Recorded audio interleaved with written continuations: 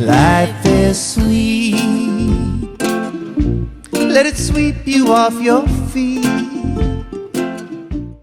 Hi, I'm Allie, and this is Find Your Joy. And oh, you are in for a treat today. We have a true Canadian icon in the music industry, and I am thrilled to have him here today. Hank Lionhart has been playing blues for, well, since before some of us, not me, but for some of us, some of the listeners were even born.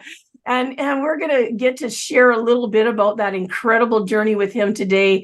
Hank, my friend, thank you so much for being here. Thanks for having me, Allie. I'm looking forward to conversing with you today. Oh, I am as well. Well, I was thinking about, I know because I've been around for a little while, and I've known a bit of your history, but you started, you've been playing blues since blues first got rather popular, back in the 60s, really, haven't you been? Am I starting you too early? Well, no, I actually, it's funny because I started in my first band in 1964. Wow. And like all the other bands at the time, we did top 40. Right. We played teen clubs and high school dances and that sort of thing. And I did that from 64 right through 1967, 68. And that was the time I was I went to, after high school, I went to art school in Seattle. And Wow. I had a band there, and we did top 40 stuff. Not a lot of blues, but a lot of top 40, Rolling Stones, whatever, Beatles, whatever everybody was doing. And then from there, I moved back to Edmonton, and I joined another band, and they were a top 40 band. And then I had a group of guys that I worked with from, I'd say, probably 1970 to about 1973. And then I went out on the road, and we were out on the road, and then ended up, moving to back to Edmonton, and left that band in 1974. When that kind of ended the whole phase of the top 40 scene, to having done cabarets and wearing red Fortrell jumpsuits and all the rest of it. So I did that, and it was a great time. And it's funny because a couple of the guys that were in that band actually live in Victoria now, so we still see each other and hang out. And Oh my gosh, that's amazing. And a couple of them, unfortunately, have passed along. But Right. When I got back to Edmonton in 1974, a buddy of mine that had seen me at some of the local cabarets we were playing at Edmonton in the day, I got in touch with him. He said, "Where you been?" I said, "I was on the road. I just got back." He said, "Well, do you want to come sing in the blues band?" And at that point, my only blues was Stormy Monday and maybe one or two other tunes. And I said, I loved that. Right, it felt right to me to sing that stuff. So I joined the band, and the band was called Hot Cottage, and they were out of Edmonton. They're very, very famous in Alberta. They did an album with Big Walter, and I joined that band from 74 to 78, and really Steve Boddington, the guitar player, he was a great singer in his own right. He mentored me and got me hip to the blues, and then I never looked back. And after 78, I moved back to Victoria because I had met Norm Piercy when I was on the road. We were playing in Victoria at the Paint Cellar. I don't know if you remember that club, but it was in the Empress Hotel, right? Oh, And wow. Okay. the basement of the Empress Hotel, and this is about 1973 or so. And it was a 6 nights a week gig, and I mean, here I am living in the Empress Hotel for the whole month of July, overlooking the Inner Harbor, and playing 6 nights a week. It was magic, right? Yes. Claire quit the band halfway through the gig, so I had to hustle around to all the music stores in Victoria. So I ended up at Temple Trend, which is still here, and went on the board there and saw the name Norm Piercy, and got in touch with him, and he came and joined our band, and within a week he was worked in, and away we went, right? So he stayed in the band. I guess I stayed with that band after he joined for about 9 months, but I'd been out on the road for about a year and a half, and I was burned out, so I quit. And he stayed on for a while longer, but we formed an instant friendship, which still goes today. We just had them over for dinner on the weekend. Oh, So, well, that's wonderful. knowing both of them. And of course, then when I moved back to Victoria, he and I and Mark Comerford started Uncle Wiggly's Hot Shoes Blues Band. Oh. that was a whole thing in Victoria that we had. And we just celebrated our 45th anniversary of that band this past year Wow. at Herman's. And then we did a farewell tour because a couple of the guys in the band are getting along in the tooth and arthritis and different things, hearing. So we just decided to have a final farewell. But I'm getting requests from some of the venues we're at to come back one more time. So you never say never. But at this point, I'm just working with my band called the Blue Hearts with Mark Comerford. Yep. And it's a little duo and sometimes a trio. And we had Andy Graffiti in that band. He just moved to Edmonton. And we have a stand-up bass player. And then I work with the Smoking Hot Toasters, which is a band I had in Vancouver. And 4 of us in that band were also in the Kingpins, which we've now folded. So we're doing that. We're doing the R&B Toasters now. And it's a really great band. That's the band that's going to be doing the Christmas show, which you guys have to come to this year. Oh, the Christmas show is, it is so magical. It's the music is amazing. And you're such a storyteller. I mean, I love how your voice and your stage presence is incredible, but you're such a storyteller as well. And we brought our granddaughter a few years back, the first time we went. And it didn't matter how old a person was, if you'd ever heard the music before, it was magic. It was our granddaughter, in fact, I can't remember who your keyboard player was at the time. I think he was from Alberta. And probably. Right. And there's a couple of times she has said this to me, and this was one of the times she looked at me and said, Nana, if I keep practicing the piano, will I be able to do that one day? Yeah. I said, absolutely. It's time in. I mean, he's got a few years on you of practice. Well, our lineup right now is the best we've had. And we basically have the same lineup we had last year. But no, we had Andy playing with us, but now he's moved to Alberta. So we have Matt Peace now playing drums with us. Okay. So, but it's a great lineup. It's our best yet. We've got some new songs this year. And we're also going to have a 2-piece horn section with Paul Wainwright, of course, and we have a special guest, Jerry Cook. Well, and Jerry's well known in the music circles in Vancouver, especially. He's like a number 1 call sax player. He plays with Powder Blues. He plays with Colin James, and you name it. So it's going to be wonderful to have him in the show this year. And we have our shows start on the December the 1st. We're at the Osborne Bay in Crofton. Okay. And December 2nd, we're at Herman's. And then December the 8th, we're at Frankie's Jazz Club in Vancouver. And then we come back to the island on December the 15th, and we're at the Mary Winspear. Oh, nice. Yeah, and then our last show is in Parksville at the Knox United Church. I don't know if you've ever been to that venue. I haven't. Absolutely amazing. It's a beautiful church, and it's like a concert hall. It's got a huge, huge stage. And they start their shows at 2:00 in the afternoon, and 2:00 in the afternoon, and they're they run till 4:00, 2 to 4:30, and it's fantastic. They get great crowds out, and people love it. But anyway, going back to the music of the show, as you were talking about, it took me a number of months to collect all those tunes. I researched them, and I had always I bet you for 30 years I had wanted to do a blues Christmas show because I'd heard some of this material, and I was kind of thinking on time. My youngest daughter is 32, and there's 11 years between her and the next one. She was kind of an oops.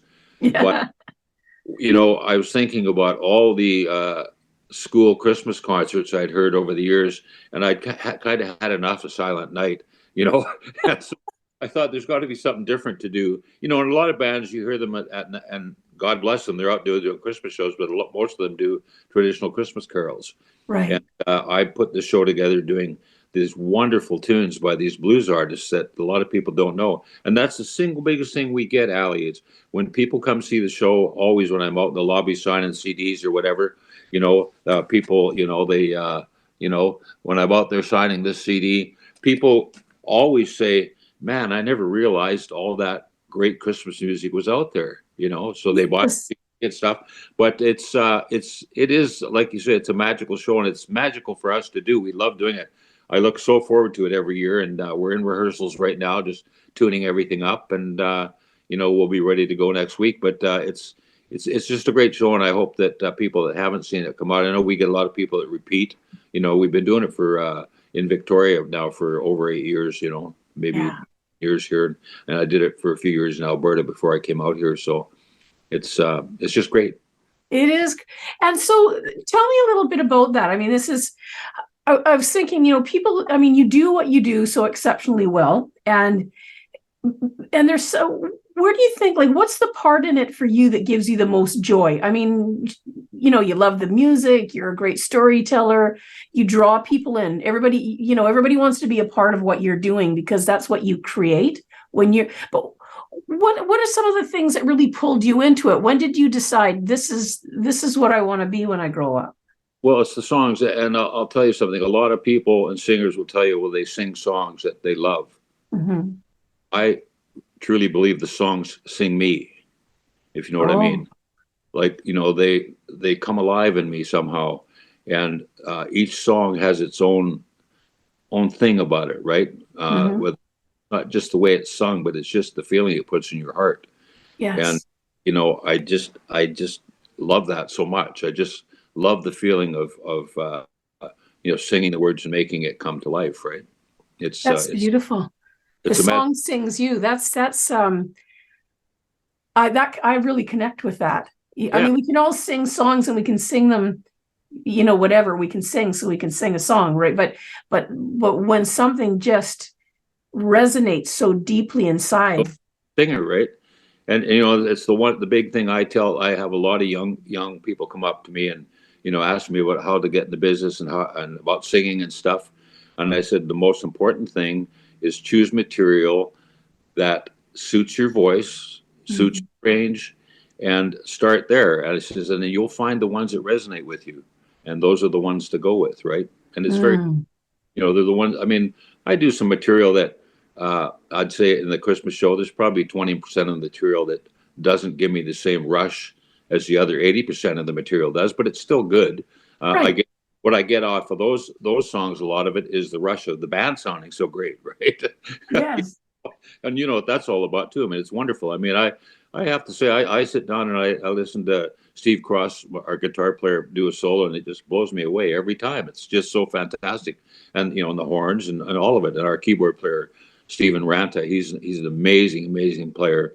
And it's just the whole thing is magical. And plus, the other big benefit of this version of the band is we have really great harmonies because the bass player, Mick Woodhouse, and Steve Cross, they're all excellent singers, and Ranta. So we have nice 3-part harmony, right? So it makes a big difference. Yeah, that's amazing. I love to, like when if we look over your resume of bands, you have stayed such good friends with all of these people. So when I can see that when you're watching the band, it's not the great bands are people who just love what the other people are doing. They really get that somehow, and that sometimes that can be missed. Hard to believe that sometimes there's egos involved. I know you're shocked, but it's just I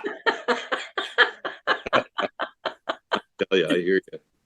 But when you love what the other person's doing, I love that you're saying that you're at that time you're just watching the band and enjoying what they're doing. I mean, that's part of the joy of it.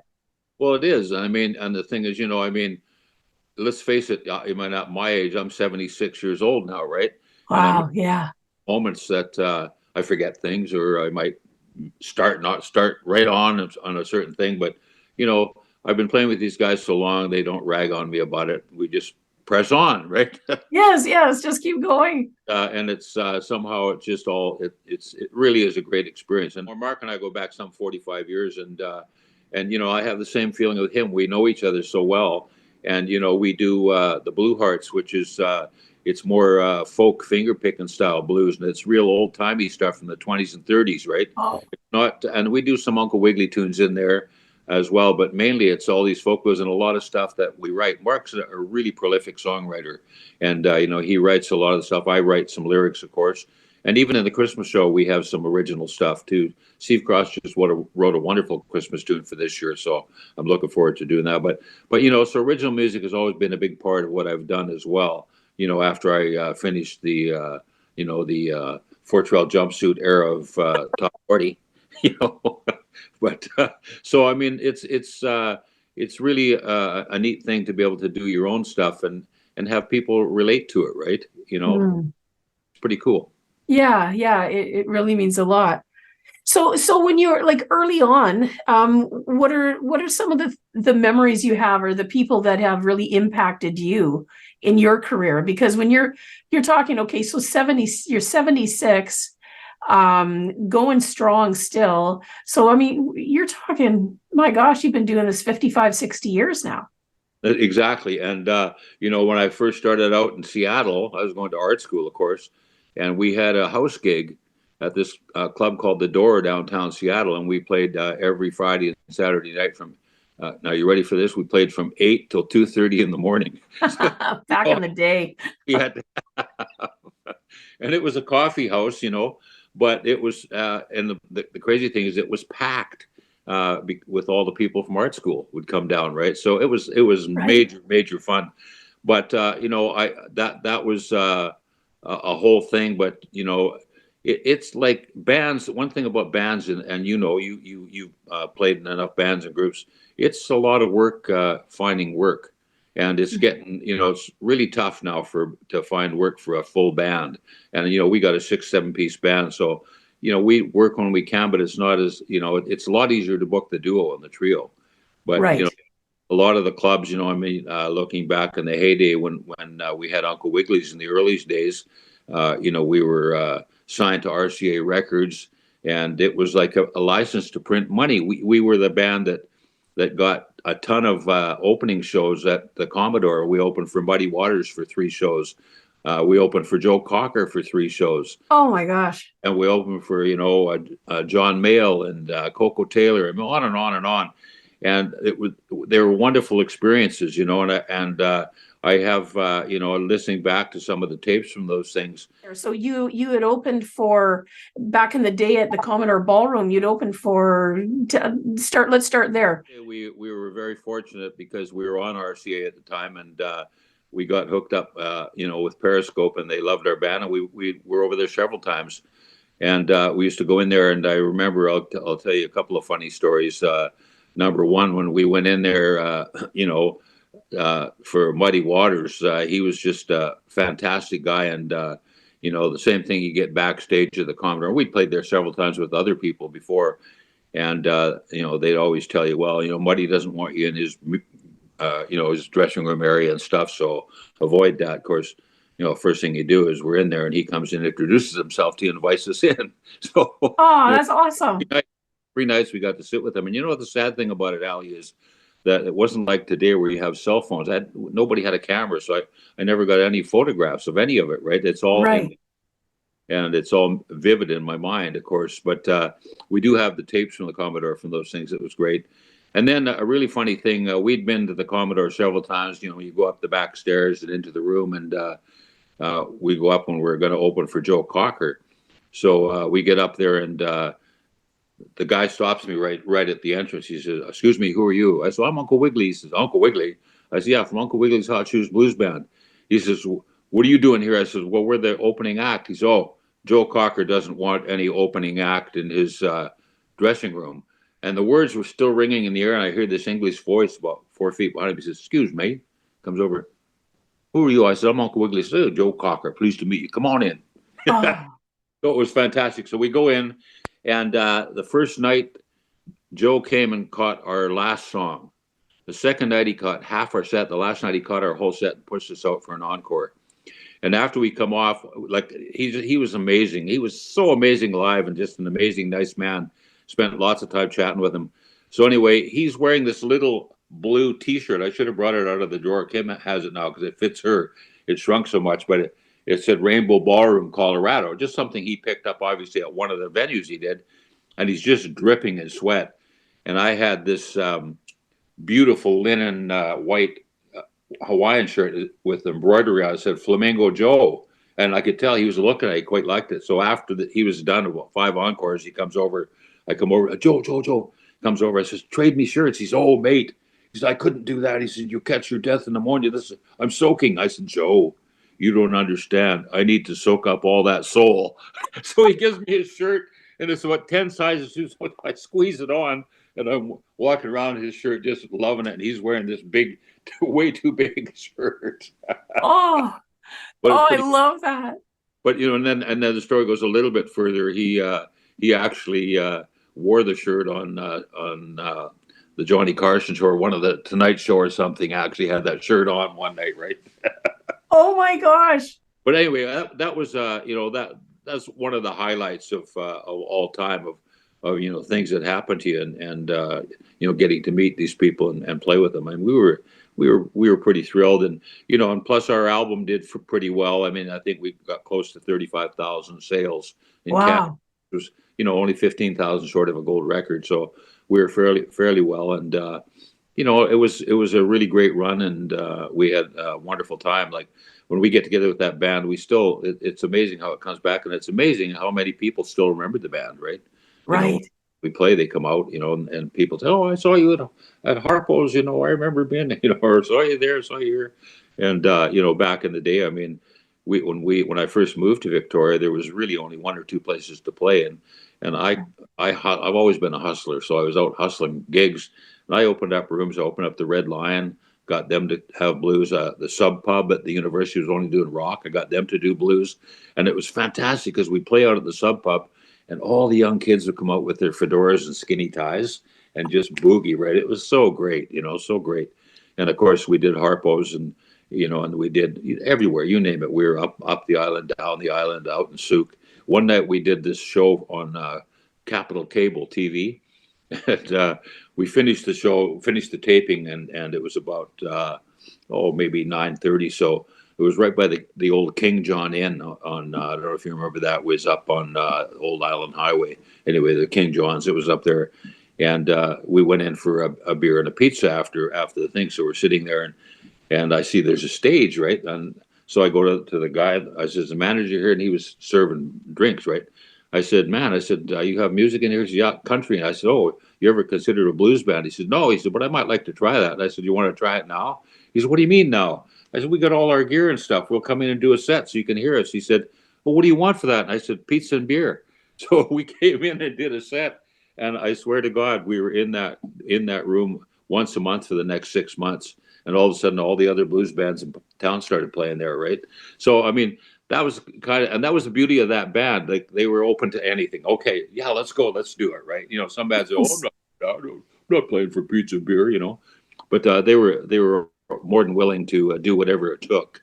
And Right. like I used to say to them, sometimes you gotta eat one to make one, type of thing, right? So you just give it away sometimes. It's like they couldn't understand why I would go through 50 or 60 CDs in a month. And I said, "Well, I'm sending them out to venues." I said, "It's a $20 investment to get a $500-600 gig. Yes. What do you mind?" "Oh, okay." Then they got it, right?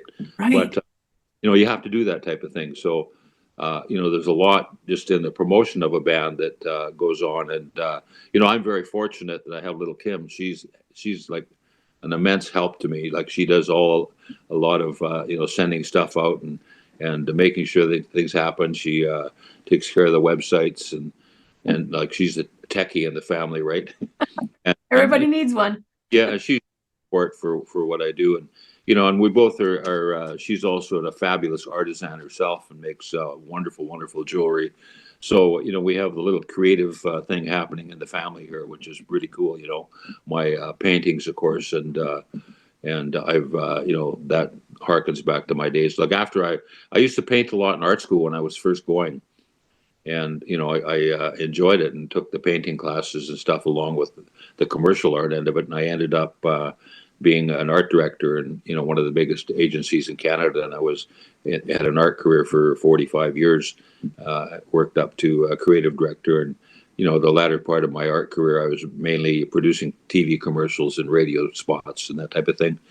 But once I finished all of that, actually, I just met Kim, and we were at Montana's, one of those places that they put the brown paper and the crayons on the table. Yeah. And the moose. Yeah. So anyway, we're sitting in Montana's, and they put the crayons on the brown paper. well, I did a sketch of her like in a minute, right? She says, "You're an artist?" I said, "Yeah." She said, "Well, you really should be painting again, you know." So she kind of convinced me, and I did one, and then boom, it just took off from there. And I've done, I think, you know, I especially started doing a lot when COVID started, and I've probably done 70 some odd paintings and sold over 60 of them, you know. So it's been some nice income as well. But Yes, and that's the key right there. You've done over 70 paintings and you've sold 60 of them, because yeah, lots of people could do paintings, but you're selling them. And I'm gonna the podcast that we do, part of it, some of it is done by video, so people will be able to see, and a lot of people will be listening. But for those of us who are watching, I'm guessing, Hank, that right behind you up there, I can see, yes. Yeah, that's little Walter. Yes. He's So when one. you're talking that you're painting, we're talking incredible. Now, you may do other things. I mostly know of what I'm going to call, maybe wrongly so please feel free to correct me, sort of a series of portraits of the blues greats. Totally, and that's. I mean, I've done. You know, I've done other things. I've done like pets for a couple of people. I did Summer. You know, Summer. Yeah. Did her wiener dog. You know, and I've done you know, a few other things. I've done somebody. One lady wanted to have a bunny rabbit done, so I did a, you know, a 3 by 4 foot bunny rabbit. So I mean, I do other things as well, but I started doing. I thought, well, I'd tie my love of the blues into my painting, and so that's why I started the Legends of the Blues, and that's mainly what I do, you know. And I've done so many of them, and you know, some of them I've done more than one. Like I've done a few BB Kings and a few Janis Joplins, and you know, a few Billie Holidays, but mainly it's somebody different every time, right? Right. And there's still so many artists to do. And so, you know, I continue to do that. And as I say, I'm just in the middle of one right now that I'm doing for a fella in Tacoma, and he has 9 of my paintings he's bought. So, like, I got people that collect them, right? I've got a few people like that have a number of my paintings, right? So, you know, it's and he's a jazz guy, so I've done a bunch of jazz artists for him. And so it just depends, you know. I put usually when I finish one, I put them up, and you know, I always get some positive comments, and then usually there's always 1 or 2 people phone me to see how much for a painting, and Right. you know, and a lot of them can't afford it. You know, my paintings, the smaller ones are around 600 up to about 1,500, 2,000 for the big ones, Yeah. and you know, most people, you know, it's out of their price range, Right. but at certain points, I've had them come back and say, "Hey, I've got the dough together. Let's do that painting," right? So, you know, people appreciate. I mean, you got, you know, you paint yourself, and the thing is, you put the time in on it, and with the supplies that you have to get alone, like the canvases aren't cheap anymore. You know, they're $50 a canvas for the gallery ones, and then you put the hours into it. You're lucky if, you know, if you sell a painting for $800, you're lucky if you make $10 an hour. You know, if Yes. Well, definitely. And of course, everything that I've done is for more, my whole thing has been more about recovery. Whereas you have, like everything you've done, you've studied this, you've mastered this. well, I got into it as a recovery for brain injury, and and that's the way I do it. So when I do painting with people now, it's more about processing and healing. So Yeah, that's kind of the way that I've gone for it. When I look at yours, I mean, it's almost like looking at a photograph. Like honestly, like it's like a caricaturized photograph. It's your detail is so it's just incredible to me that anybody could paint something that looks like a picture. I have some dogs too once in a while that I do. But, you know, like We've all sang a sour note here and I there. go to if you do with music and with art, it's for me it's medicinal in a lot of ways. Yes. It is good for your soul, and you know, I'm 76 years old, and unfortunately, I never smoked my whole life, so my voice still holds up and it's still pretty strong. You know, my knees are. I'm going on next Monday to rebalance to see if they're going to do a knee replacement because I've had problems with my knees with arthritis, and you know, there's a number of things that go on as you move along, but music makes me feel good. Painting, I get feel a good feeling when it's all done, and doing it, it's relaxing. So I mean, it's the best of both things. I sit in the studio and do something. I'm not as, I go through stages, and I know sometimes little Kim has to give me a kick in the pants to get going on my paintings, right?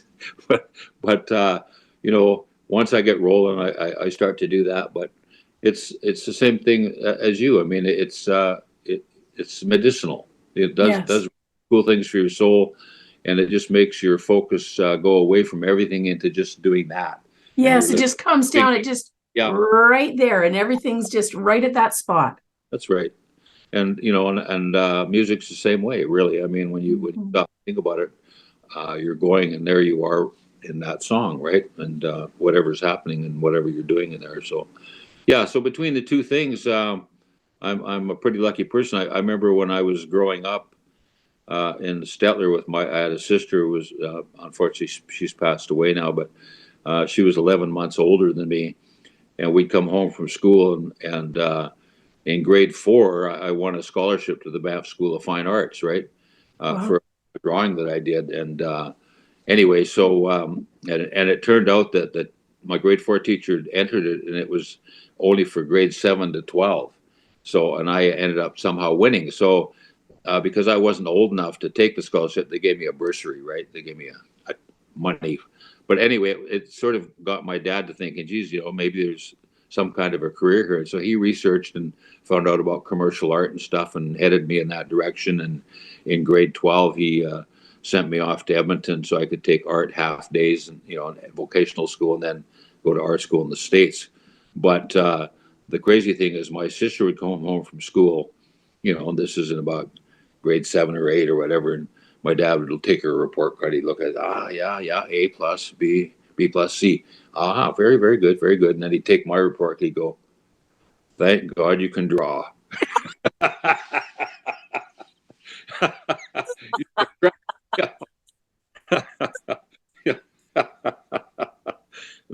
And that was him. He had a good Oh my gosh. yeah. Now, did your dad, sorry, I don't know much about this. Did your folks live long enough to see you do so well with your art and your, like, all art and music included? Long as they should have. They both were heavy smokers, and Ah, they both died of cancer within 5 months of each other at 67. But they did see, they saw a lot of my paintings. They had my paintings in their house, and they saw my bands play a few times over the years. But sadly, they left far too early, and things. My mother was Scottish, from Glasgow, and she was in British Broadway as a dancer, right, chorus dancer and stuff. So that's kind of related musically somehow. absolutely. She was a wonderful singer as well. As well, my uncles and her, so were all good singers. And my dad, he was a farmer, but when he married my mom, I was when my mom left my birth father, I was 5 or 6 years old, I guess, and then she remarried my stepfather, Lionhart, who when I was 8 years old. But then he raised me. He was my dad. He was a great guy, but he went from being a farmer to buying the drive-in theater in Stettler, right? So I grew up with that my whole life, and that was a whole trip itself. And it's like I always tell to people, hey, I'm in show business, but I've always been in show business my whole life. Exactly. And there's something to that, right? I mean, Yeah. But that was, it was a real trip to be involved with the drive-in theater. Of course, I had to pick up papers and do all that stuff, when I was a kid, and then I work on the snack bar and that type of thing. But it was great. The only thing my dad wanted me to do is he wanted me to learn how to be a projectionist, right? okay. I thought there's no way I'm doing that. I'll never get out of here. I'll be here every night. I said, no, not for me. So I was able to convince him that it wasn't my trip.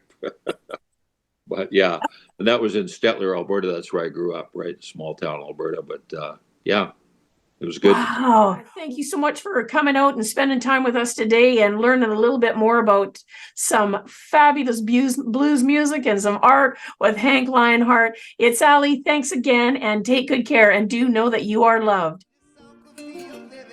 Thanks so much for joining me today. If you found a piece of your joy in this episode, I would love to hear about what came up for you so that we can continue to grow the impact of this show. Thanks again. See you soon. And remember, find your joy.